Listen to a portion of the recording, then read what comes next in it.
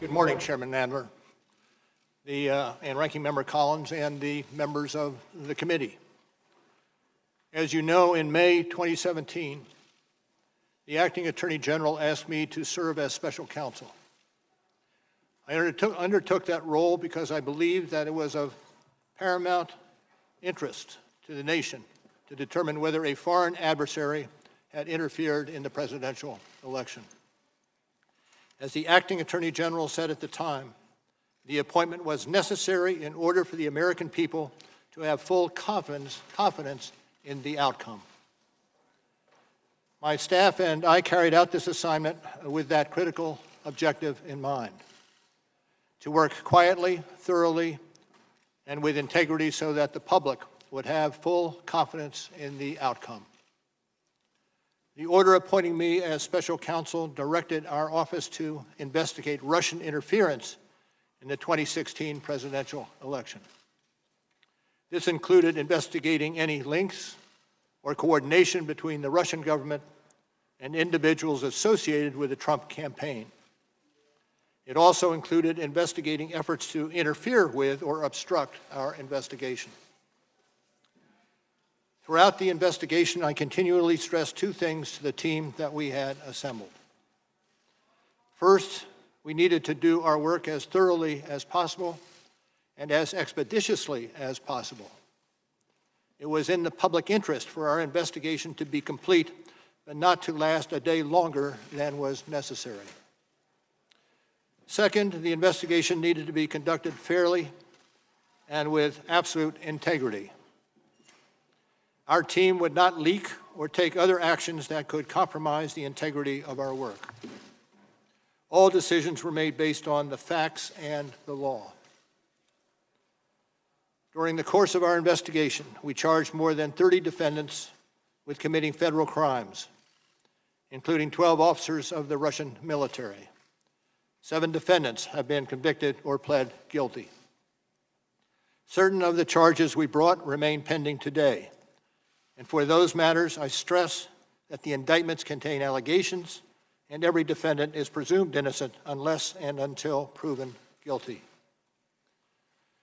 In addition to the criminal charges we brought, as required by Justice Department regulations, we submitted a confidential report to the Attorney General at the conclusion of our investigation.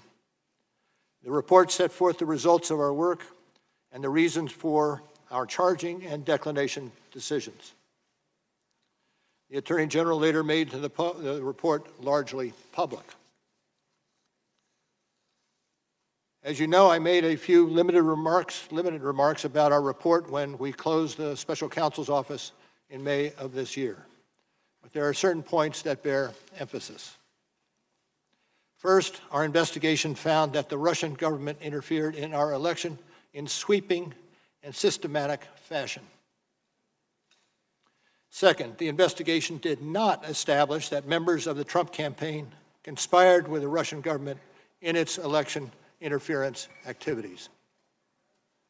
We did not address collusion, which is not a legal term. Rather, we focused on whether the evidence was sufficient to charge any member of the campaign with taking part in a criminal conspiracy, and it was not. Third, our investigation of efforts to obstruct the investigation and lie to investigators was of critical importance. Obstruction of justice strikes at the core of the government's effort to find the truth and to hold wrongdoers accountable.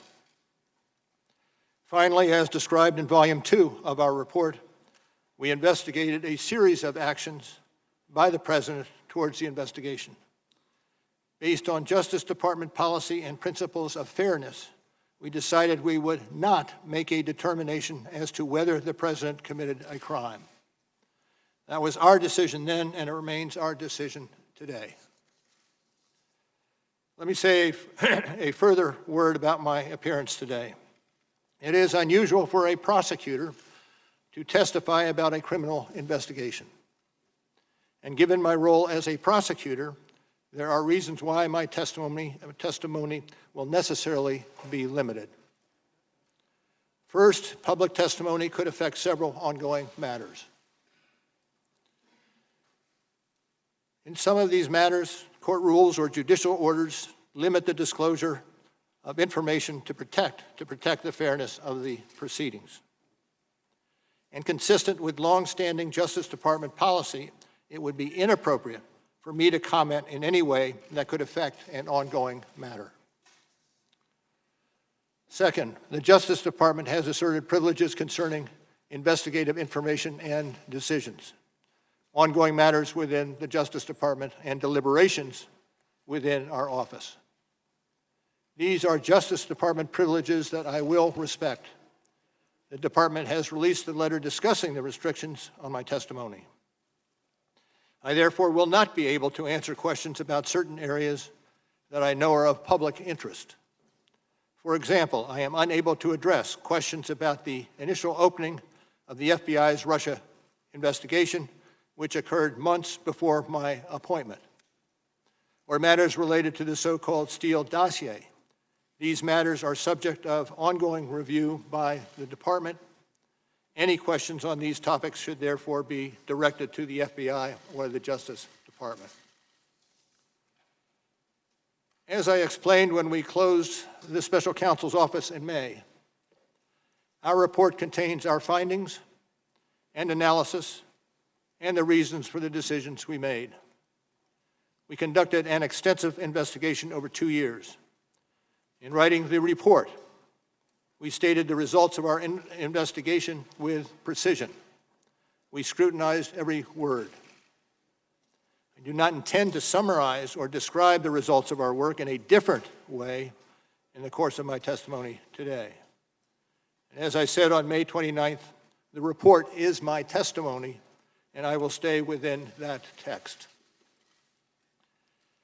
And as I stated in May, I will not comment on the actions of the Attorney General or of Congress. I was appointed as a prosecutor, and I intend to adhere to that role and to the Department standards that govern it. I'll be joined today by Deputy Special Counsel Aaron Zebley. Mr. Zebley has extensive experience as a federal prosecutor and at the FBI, where he served as my Chief of Staff. And Mr. Zebley was responsible for the day-to-day oversight of the investigations conducted by our office. Now, I also want to again say thank you to the attorneys, the FBI agents, the analysts, the professional staff who helped us conduct this investigation in a fair and independent manner. These individuals who spent nearly 2 years of working on this matter were of the highest integrity.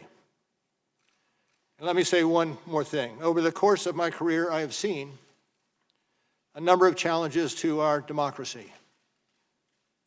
The Russian government's effort to interfere in our election is among the most serious. And as I said on May 29th, this deserves the attention of every American. Thank you, Mr. Chairman.